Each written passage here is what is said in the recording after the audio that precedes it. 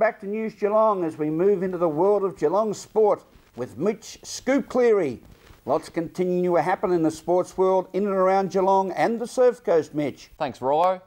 With the pristine Geelong Baseball Centre at Warren Ponds playing host to the Under-16 and Under-18 National Championships, News Geelong spoke with Tournament Director Mark Priestley. Ian Nichols has more. Well, we're so happy that the Australian Junior Baseball Championships have been held once again here at Warren Ponds, Geelong. It's been a sensational 2 weeks. We've seen some wonderful baseball from these young people. And we're lucky enough today to be talking with Mark Priestley, the national team's championship manager.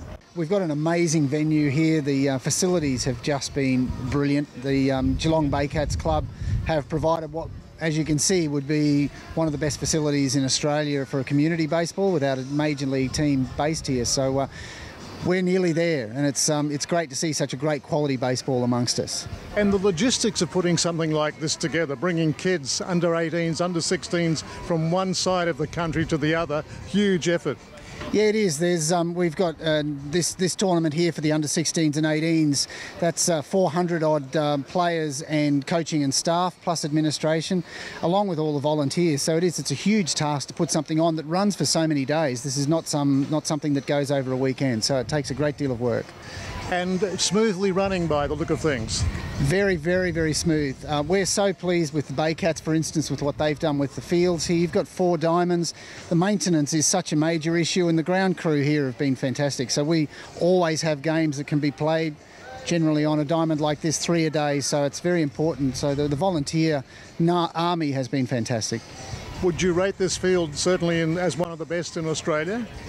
From a community facility, most certainly. You don't have a major league or an ABL team that are based here.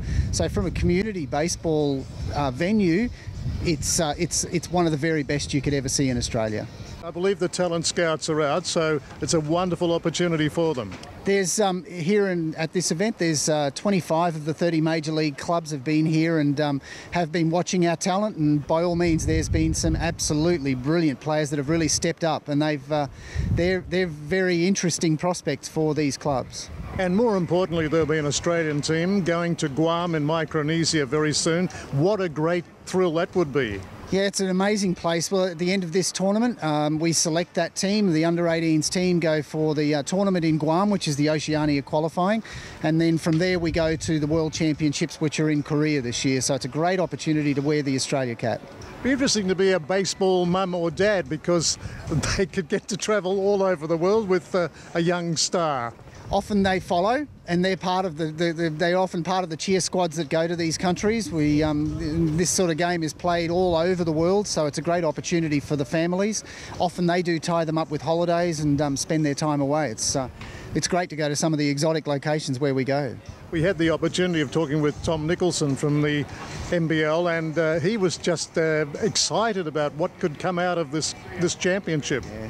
Tom is a massive supporter of baseball in Australia and sees the opportunities. He sees what our players are like and how the strength of our playing roster is. So for him, that liaison between Australian baseball and the major league organisations in America, he just sees so many opportunities for our people. At the Australian Under-18 and Under-16 Baseball Championships Geelong, this is Ian Nichols for News Geelong. The Australian V8 Dirt Modified Championship had an unlikely winner on Saturday night, with Mark Robinson taking home the title. The New South Welshman, whose daughter was diagnosed with leukaemia last year, was encouraged by his wife to compete at Avalon Raceway. Gavin White spoke with Robinson after his memorable victory. This guy is... Come on, everybody. He's climbing from the cockpit of the car. How about putting your hands together and make some noise for your new national champion, Mark Robinson? Yeah, you know, the car was tight the first probably 10, 12 laps, and I knew the track would go away and, you know, come back to the middle of the car. And towards the end, we started maybe, you know, fading a little bit, not a lot. So, you know, we had to shove it through there, a couple on the lap guys, so just to make the pass. So I didn't know where Pete was or how close. I knew he'd be there somewhere, so you know, it's just good to get it through. There's a lot of hype pre-race about Peter Britton and his possible 4th consecutive. He snapped Tim Morse's race record at 3 for national titles back in the mid-90s and mid-2000s, sorry, and you've done it again here with Peter Britton at 3. Yeah, it's a good feeling, you know, to beat old Morsey up in Brisbane, so I reckon this would beat that any day of the week. You know, to beat someone like Pete, you know, what he's been doing for our class, you know, it's just been amazing. You know, what he's been doing in the States, and you know, to come out and you know have a couple of weeks off and then just come here and beat him sort of is real good. I'm sure there's a lot of people you'd like to thank for this magnificent result. Yeah, Castrol Edge Racing, new sponsors on board, so Go the Green Machine, Trevan Ford in Lismore, McClellan Brothers Tipper Hire, Ben Daly Signs for a great looking car, KRE Engines for a great Ford engine. That thing's just been running on song, and you know, just all them guys, the crew, you know, every one of them's just made this possible to get us down here this weekend. That's all we have for sport tonight. Be sure to catch us Friday. But for now, it's back to you, Rollo. Thank you, Mitch. And at the present time, congratulations to Geelong's Dowling Shield cricket side after defeating the Casey Scorpions and the Western Waves in 2 consecutive days. Go the Cats. And now for the all-important weather in Geelong and the Surf Coast over the next 6 days. It's a very good evening to Sophie Miller. Thank you, Graham, and good evening to all of our viewers. Tomorrow, Thursday, will be partly cloudy with a top of 24. Friday we'll see cloud clearing to a sunny day and a top of 26. For Saturday, we will see a partly cloudy day with patchy showers clearing during the morning and a top of 25. Sunday will be mostly sunny with a top of 28.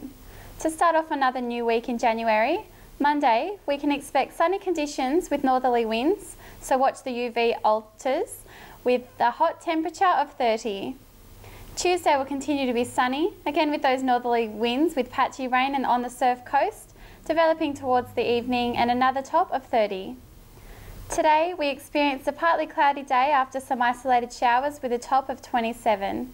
And that's the weather outlook for Geelong and the surf coast tonight. A warm week ahead, so keep up the slip, slop, slap. Until Friday evening, it's back to you, Graham. Thank you, Sophie. And thank you for joining us on News Geelong this evening. To a special viewer out at Glenroy, Peter Lee. Keep enjoying the program, Peter, and remember, take your time and smell the flowers. From all the team at News Geelong, have a pleasant evening and a very good night.